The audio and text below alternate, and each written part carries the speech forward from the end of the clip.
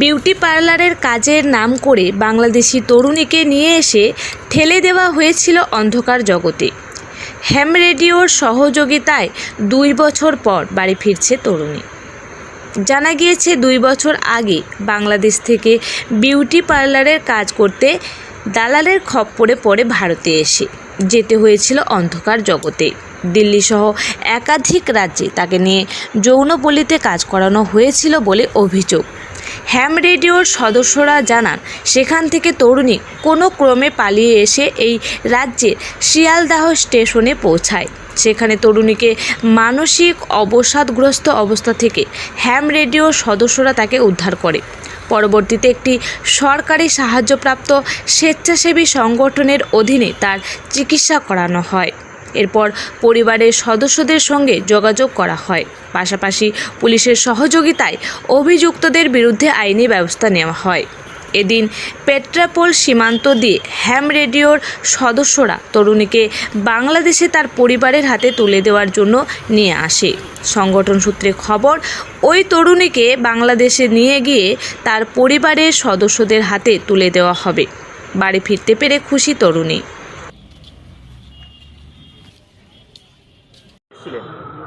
আমি এদেশে আসছিলাম 1-1.5 বছর হয়।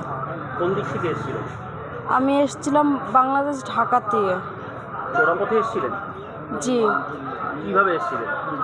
আমার যে বান্ধবী ছিল ও আমাকে নিয়ে এসেছিল। কি করার জন্য? আমাকে বলেছিল যে পার্লারে কাজ দিবে। তারপরে কি হয়? তারপরে ও আমাকে পার্লারে কাজ দিবে বলে তারপরে আমাকে দিল্লি পাঠিয়ে দেয়। দিল্লি পাঠিয়ে দিয়ে ওখানে আমাকে যে ওর যে যে পরিবারের সাথে ও যে থাকে, ওর যে ওখানে যে হাজব্যান্ড আছে ওখানে নিয়ে আমাকে রাখে।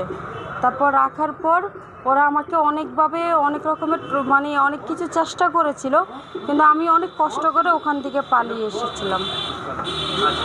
আজকে বাড়ির উদ্দেশ্যে যাচ্ছেন? জি, আজকে বাড়ির উদ্দেশ্যে যাচ্ছি। কেমন লাগছে?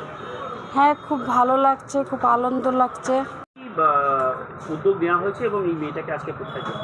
শিয়ালদা স্টেশন থেকে হ্যাম রেডিওর ওয়েস্ট বেঙ্গল রেডিও ক্লাবের মাননীয় সেক্রেটারি অম্বরীশ নাগ বিশ্বাস ওনাকে রিকভার করেন এবং রিকভার করবার পর বেলেঘাটা থানা এবং পরবর্তীতে সরকারের যে দপ্তর আছে তাদের সাথে যোগাযোগ করা হয়। সেখানে দীর্ঘদিন থাকবার পর অম্বরীশ নাগ বিশ্বাসের উদ্যোগে বাংলাদেশের আমাদের হ্যাম রেডিওর শামসুল হুদা রয়েছেন, তার সাথে যোগাযোগ করে তার বাড়িতে মায়ের সাথে যোগাযোগ করা হয় এবং মিসিং ডায়েরি যে করা হয়েছিল সেগুলো সমস্ত সোর্স খুঁজে বার করে আজকে ওনাকে হ্যান্ড ওভার করা হচ্ছে। ওনার সাথে কথা বলে অম্বরীশবাবু যেগুলো জানতে পেরেছেন, যে তথ্য পেয়েছেন, যে বাংলাদেশ থেকে এনে ওনাকে দিল্লি এবং অন্য অনেক রাজ্যে বিভিন্ন ক্ষেত্রে নিয়ে যাওয়া হয় এবং দেহ ব্যবসা সহ একাধিক বেআইনি কাজকর্মে ওনাকে নিযুক্ত করা হয়।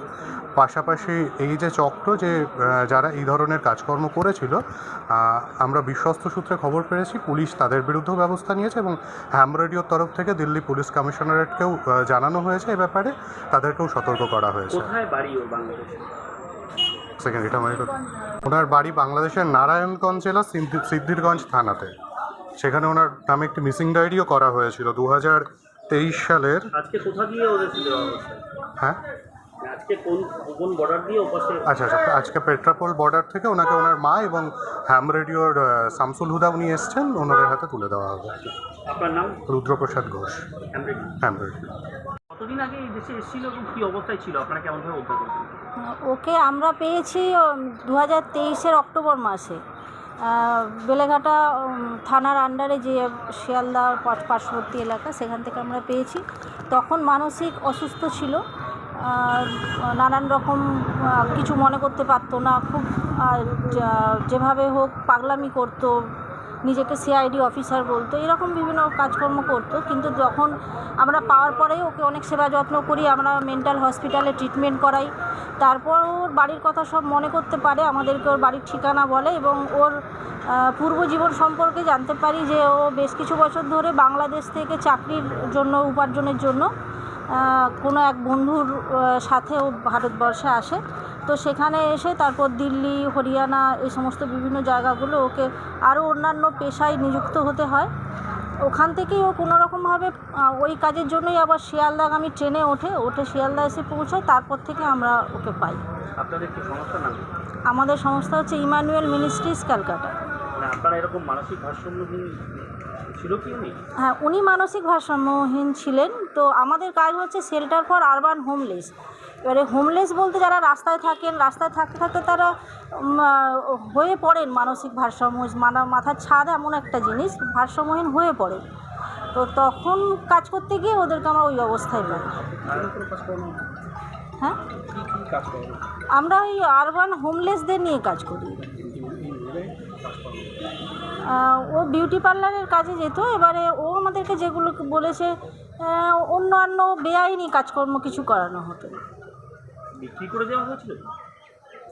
বিক্রি করে দেওয়া হয়নি, মানে ও আমাদের কাছে যেটা জানিয়েছে, ও কোনো এক ছেলে বন্ধু ওকে ভালোবাসি, বিয়ে করবো এরকম বলে ওকে ওখান থেকে নিয়ে এসেছিলো কাজ দেবো। কবে এসেছিল এদেশে? এদেশে এসেছে প্রায় 2 বছর আগে। আমরা পেয়েছি 2023-এর অক্টোবর মাসে। আজকে কি করছেন আপনারা? আজকে আমরা ওর মা এসেছে বর্ডারে, ওর মা অপেক্ষা করছে। মা, ভাই, ওর ছোটো ভাই, ওর বাড়িতে আর কেউ নেই সেরকম বড় বলতে, যার জন্যই ওর উপর একটা রোজগারের প্রেশার ছিল। তো আমরা এসেছি ওর মায়ের কাছে ওকে ফিরিয়ে দেওয়ার জন্য, ও নিজ দেশে নিজের। হ্যাঁ, আমরা পেট্রাপোল বর্ডার দিয়ে যাব, ওর মা এবং ওর পরিবারের কাছে ওকে ফিরিয়ে দেওয়ার জন্য আমরা এসেছি। নাম কি? আমি পম্পা পাত্র, ইমানুয়েল মিনিস্ট্রিজ ক্যালকাটা থেকে এসেছি। উত্তর 24 পরগনা থেকে শান্তনু টিকাদারের রিপোর্ট, নিউজ আজকাল 24।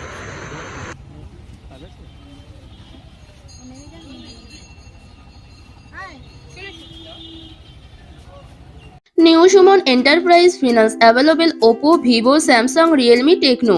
Address Anandanagar Bazar, Kolani, Nodia. Contact 8820955825 or 7003138554.